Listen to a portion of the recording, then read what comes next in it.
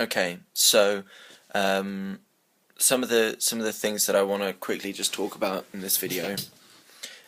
Firstly, I want to say the point and the purpose for these videos is I believe wholeheartedly in the power of self-talk.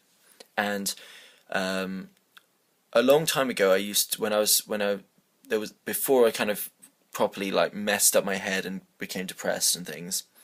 I used to talk to myself in the mirror a lot, kind of like a parrot, kind of like a parrot, and I used to kind of like entertain myself a lot, kind of like in the way that I've seen some videos of Jim Carrey does some like hilarious things with himself in the mirror, and that's probably I'm pretty sure that's how he practiced, his facial expressions and stuff, and how he practices comedy, and that's something that I've lost and I don't do anymore, and I don't see the point in anymore, and and it's about trying to find that point and trying to find that again and being like, this is something important and this is something I'm going to do and force myself to do, because I meditate every day.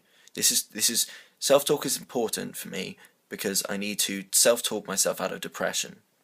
I've got to a point where I know that I am depressed, and what I mean by that is I know that there are a series of processes that go on in my brain repeatedly that bring me down and prevent me from achieving my higher self and self-actualizing and becoming the better self that I want to be, right? Um, and uh, and I know that it's possible to escape them and to rise above them. I know that. I know it. And it can be done and it will be done. And I will do it. Because just like right now I'm single and I'm working out. Check out these muscles. Yes! It's not much, but it's getting somewhere, it's somewhere. Right, I'm working out a lot, and just like I can work out physically, I can work out mentally. And so I'm going to do that regularly, and I think that having these videos and talking to myself, because actually once you get into a talkative state, I'm much more capable of dealing with my life and like coping with little things that like in the past held me back and hold me back. Like one of the most ridiculous things that's been holding me back in recent weeks is tidying my fucking room. It has been a complete shithole and a mess, and I found it really difficult just to have the fucking perseverance and the emotional see how everything is connected to emotion. It's like the emotional strength of mind just to tidy my room. It's like, it's not difficult, but I literally can't do it. Unless there's some music playing. Like if I put on a CD and have some music playing, I find that I can cope with that a lot better, and if I'm singing along to my favorite music, I feel like I'm like doing something active, like warming up my voice, and at the same time, I have there's something kind of positive going on in the background that I'm enjoying, while I do something that I really don't enjoy, and yeah, so that's a kind of example of like the Maya that I'm thinking through, and the way that I'm trying to escape that, and I believe that I can do it. And I'm going to try and record a video almost every day. That's the goal, to record a video every day about how I'm going to overcome this and how I'm coping with it. And there's loads of stuff so it's about recording and documenting every little step that I make to get to where I want to go.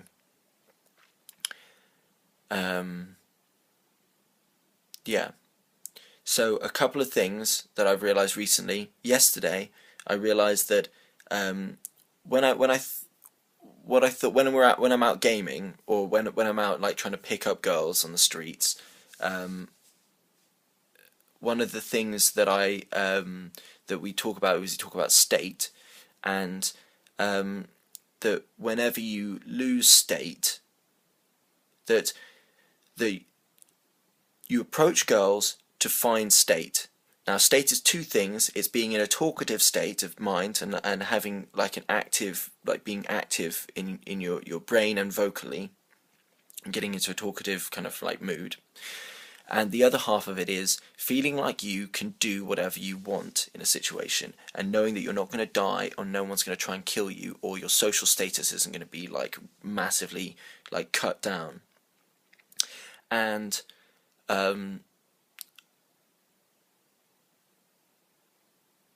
one of the things that I realized is when I'm out, it's every time you see an approach and you don't do it, you lose state. Every single time you see an approach and you don't approach, you lose state. So yesterday I thought about this in comparison with my whole life. Every time I see something, like right action, every time I see something that I know I should be doing and I don't do it, I lose state. And then that has a cumulative effect to cumulatively like bring you down. And that to build up momentum. And so throughout your life, you need to continually be doing all the little things. Every time there's something stupid that you should be doing, you've just got to do it. Like, there's just no excuses. Right action.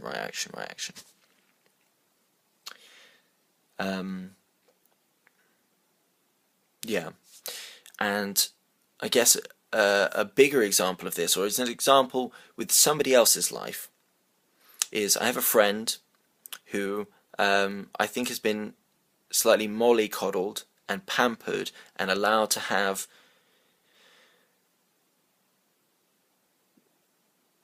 his parents have been too soft on him and the world has been too soft on him, and I don't think, well, whatever, that's his life. And I'm glad that has not happened to me. I'm glad that I went through some of the shit that I went through, and that I've come out the other side like different, and knowing the depths that you can get to.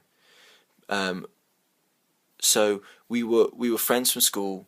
He was always interested in kind of artistic, creative pursuits, and he has pursued that. And his parents have allowed him to have basically financially always supported him and looked after him, and he doesn't really have to work, and it's all just been like it's not been easy. Just like when I was unemployed and living in a shit house with idiots, I was depressed. I'm sure he has had some very depressing times, but I came to the conclusion that when I was living in this shit house and unemployed and had no money and was living with idiots, I realized that although I have all these artistic and and also my career wasn't going in the direction I wanted it to go, which it is now, I had all of these beliefs and desires about what I wanted to do with my life, but actually they don't mean anything. It's like Maslow's hierarchy of needs, unless you secure the bottom ones. And if you don't have money, if you don't have a safe place to live, if you don't have some nice new clothes every now and then to make yourself feel good, you will end up feeling like shit, and you don't give a shit about these higher goals anymore. So these bottom ones are the most fundamental and important, right? Those ones are great to self-actualize, they're brilliant, but these bottom ones are vitally important. And I was talking to him about this and saying about how I was, instead of what I want to do for a career is I want to write. And instead of doing that, I was considering retraining and becoming an accountant or a banker or something like that, something completely different, just because I needed the money and because I wanted money and I wanted my kids to be well off and I don't want to have to worry about money anymore. And he was saying, no, art is so much important, and we've talked about this and disagreed on it several times, and even I've spoken to it with my guitar teacher as well, and we at the time when I was getting some lessons off him, and he was saying we both came to the conclusion that money almost directly equaled happiness on some occasions, sometimes, right?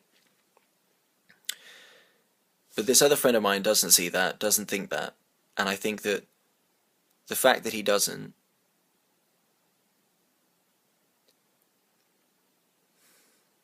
it's not good for him. It's not good to have that delusion and to be so thick-headed and thick-skinned. Like, art is a luxury.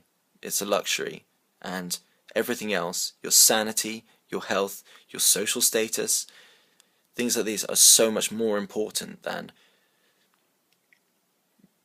art and than creativity. And so I don't buy into all of that bullshit. Okay, well, that's like 10 minutes today. That's what I've been thinking. The importance of